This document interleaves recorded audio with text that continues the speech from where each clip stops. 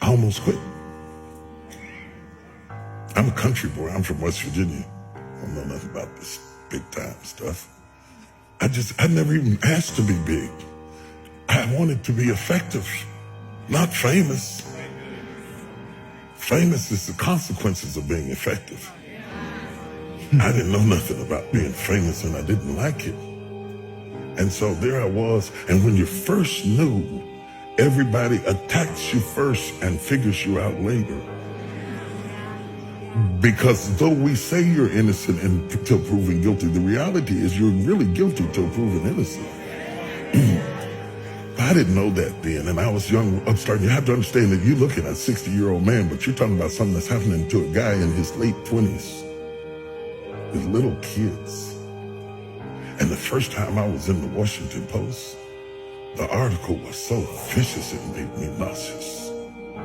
I was so shocked that you could say that stuff about somebody you didn't even know based on assumptions and a little bit of this and a little bit of that. They piece it all together and you don't get the same thing back.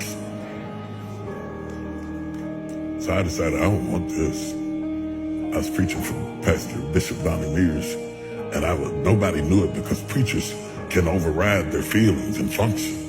I preached, the place was on fire, but inside I wanted to quit. I told God, I'm through with this. I'm not going through this. I don't need this. I don't need that. I don't have to have all of that stuff to be happy.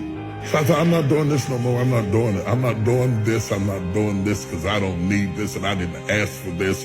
I'm only doing this because of what happened in my life, of the circumstances that happened in my life. He put me on stage. I didn't ask for it. So I was mad inside and I was hurt. And I stayed up in the fellowship with the pastors because I didn't want to go back to my room and sulk in my own sorrows. And they said, there's a lady downstairs waiting to see you. The service was over and the fellowship was over. The pastor was starting to leave. I was trying to outwait her. I thought she'd give up and leave. And when I finally came down the steps, she was there, and she was just a willowy bit of a woman. And she said, Bishop Jakes, she said, I've been in the hospital. She said, I was pregnant in my fallopian tubes, and the baby died in my tubes, and I was carrying around a dead baby. And the toxicity from the baby almost killed me. And she said, the only thing that kept me alive was hearing you preach. She said, if you hadn't been preaching to me every day, I swear I would have died.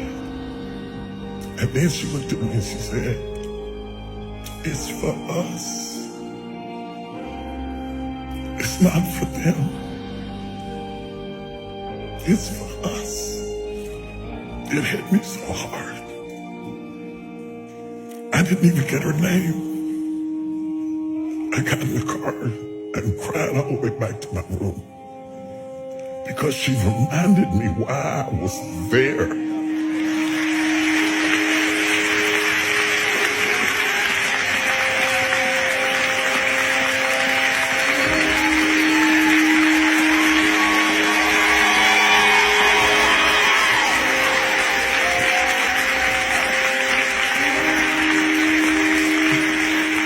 I just left last week when I text you.